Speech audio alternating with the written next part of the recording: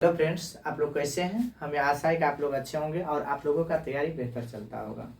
जो नए साथी वीडियो को देख रहे हैं उनको मैं ये बता देना चाह रहा हूँ कि इस चैनल के माध्यम से जो भी सीटेट का तैयारी करते हैं उनका तैयारी बेहतर हो रहा है, क्योंकि हम लोगों के द्वारा डेली शाम 7:30 बजे सीटेट का ऑनलाइन टेस्ट लिया जाता है, जो कि प्रत्येक सब्जेक्ट का प्रतिदिन टेस्ट लिया जाता है, चाहे वो CDP हो, EVS हो, फर्स्ट लैंग्वेज हिंदी हो या मैथ हो या संस्कृत हो या इंग्लिश हो, यानी कि सभी सब्जेक्ट का टेस्ट डेली लिया जाता है, वो भी बिल्कुल मुफ्त में। इसका कोई चार्ज नहीं है, यानी कि वीडियो देखिए उसके बाद जा करके टेस्ट दीजिए। डेली शाम 7:30 बजे टेस्ट होता है। जो कैंडिडेट नए हैं तो आप इस नंबर पे कॉल करके हो या व्हाट्सएप मैसेज करके आप हमसे जुड़ सकते हैं और व्हाट्सएप ग्रुप में जोड़ देंगे। और इस वीडियो के डिस्क्रिप्शन में भी व्हाट्सएप ग्रुप का लिंक दिया हुआ है, वहां से जाकर के भी आप जुड़ सकते हैं और डेली टेस्ट दे सकते हैं। तो साथियों, आज हम लोग चलेंगे मैथ का एक टॉपिक है बाइनरी नंबर सिस्टम, यानी द्विआधारी संख्या, जो कि लगभग एग्जाम में पूछा जाता है। 2018 में भी पूछा है, दिसंबर में पूछा हुआ था, उसके बाद भी पूछा हुआ था 27 का द्विआधारी संख्या क्या होगा, 27 का द्विआधारी संख्या क्या होगा, ये पूछा हुआ था। तो चलते हैं आज ये द्विआधारी संख्या होता है क्या, इसके बारे में जानते हैं और इसको द्विआधारी संख्या को दार्शनिक प्रणाली में कैसे चेंज करेंगे। तो सबसे पहले देखते हैं द्विआधारी संख्या बोलते हैं किसको, द्विआधारी का मतलब होता है क्या, द्विआधारी संख्या होता है क्या। देखिए, द्विआधारी संख्या होता है कोई भी संख्या यदि इससे बनाएंगे तो केवल दो ही संख्या का यूज करके बनाया जाता है बाइनरी नंबर सिस्टम, यानी कि 0 और 1 का प्रयोग करके सभी संख्या बनाया जाता है। और जो हम लोग जो यूज करते हैं उसको दार्शनिक प्रणाली बोलते हैं। क्या बोलते हैं? दार्शनिक प्रणाली,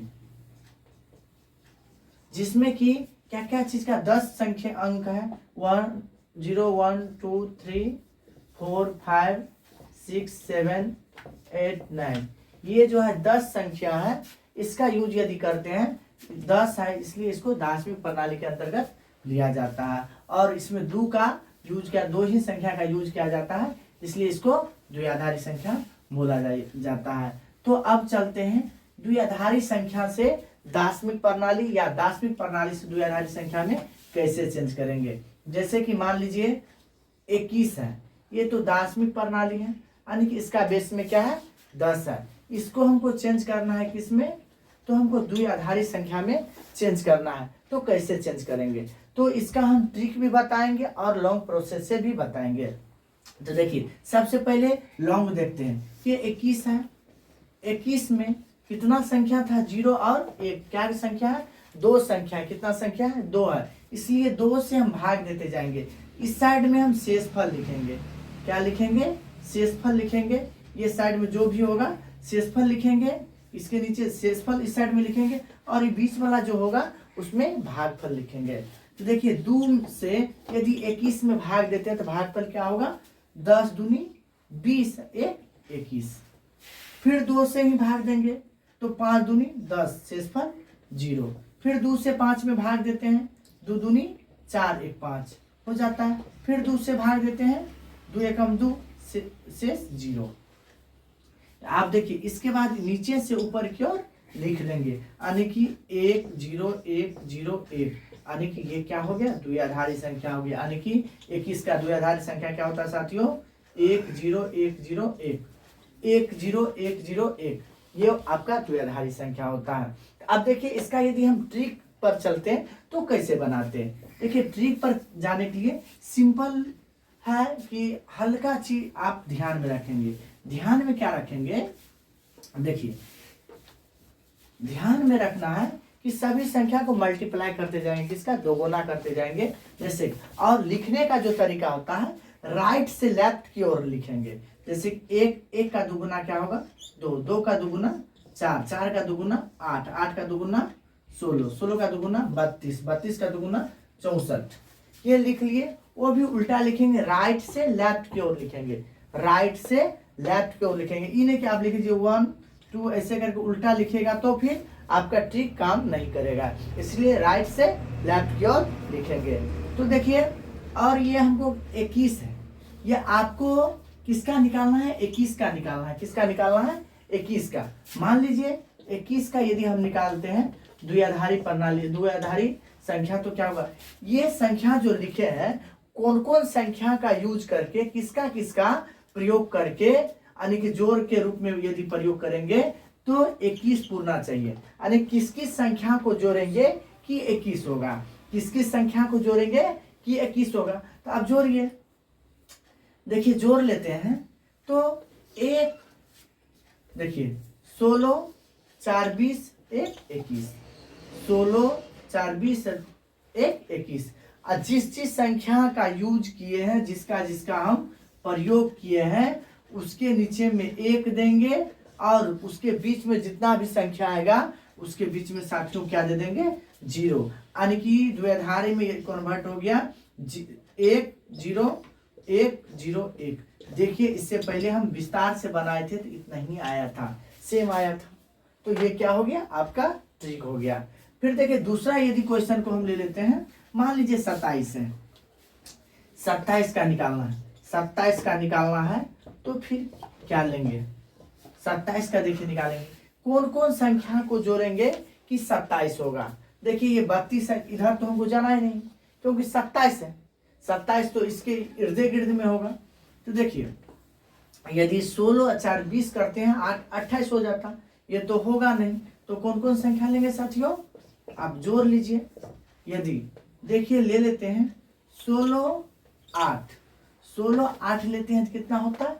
24 और 2 26 से 27 हो जाता है। देखिए ये दोनों संख्या के लिए और इसको लीजिए, 1 2 3 3 8 कितना हुआ? 11 11 16 27। यानी कि इसके स्थान पर 1, इसके स्थान पर 1, इसके स्थान पर 1, इसके स्थान पर 1 और इसके स्थान पर 0। यानी कि 27 का जो है आपका द्विआधारी संख्या क्या हुआ? 1 1 0 1 1।